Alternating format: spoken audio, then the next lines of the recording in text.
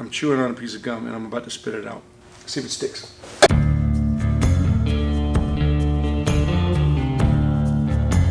Alright, so I just want to share some things you do to make it easier. Tips and tricks. When we get into sanding, tips and tricks, it's going to be more than one. It ends up being, hundreds of little tips and tricks. Get into that little nook and cranny, get the grind, scratches out. You can leave a belt finish with belts and it looks good, but if you start sanding, you better get all the scratches from the belt out. So I'm going to just show you a couple tricks. A couple's like 3 to me, and maybe a couple's 2, and then a few is 3. Plethora of sanding tricks. 1, 2, 3, 4, 5, 6, 7, 8, 10. Well, have fun with it. I don't care about measuring or counting or time. Watch it.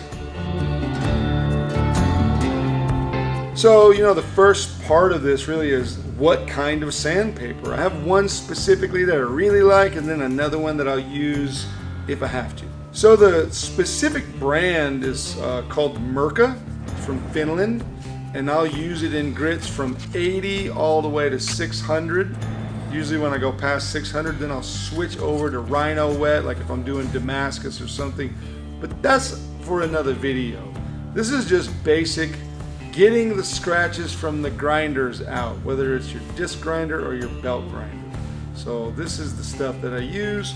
I like it because it's sticky on the back, it's auto body paper, and whatever the abrasive is on here is very high quality. I don't know what it is. Maybe it's aluminum oxide, maybe it's ceramic, I don't know, but it works awesome.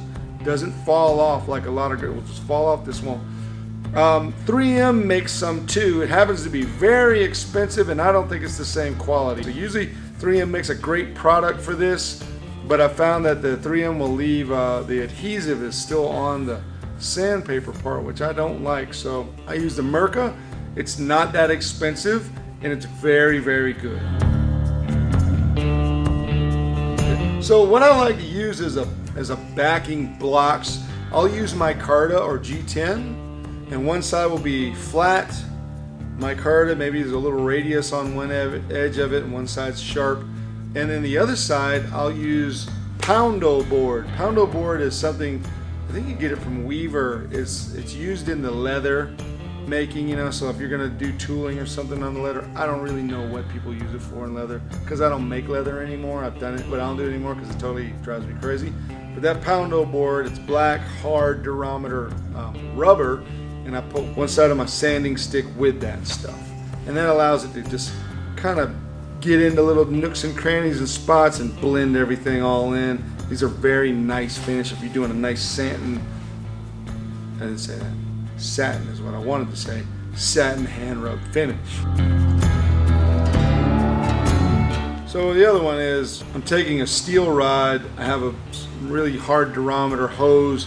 I slide that over, super glue it in place. And then I can wrap the sandpaper around it, put it in the drill, and that's how you see me cleaning out the inside of that handle. All these little curves, all these little radiuses, that works really well.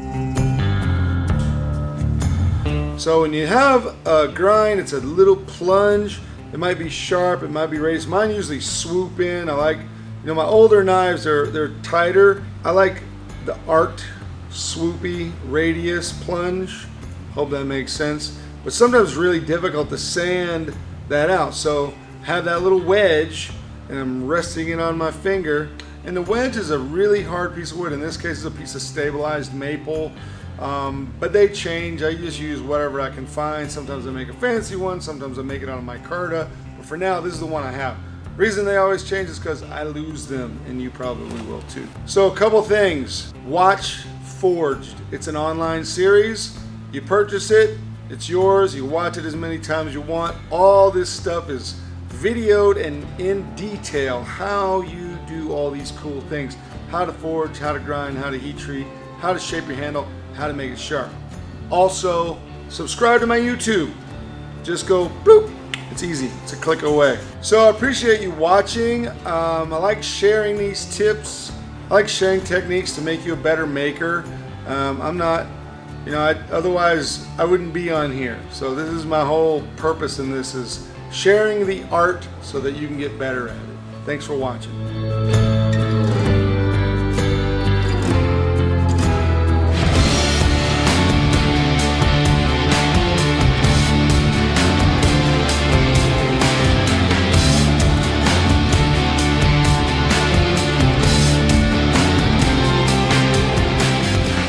But one tip I do want to give you, never take chewing gum out of a barking dog's mouth.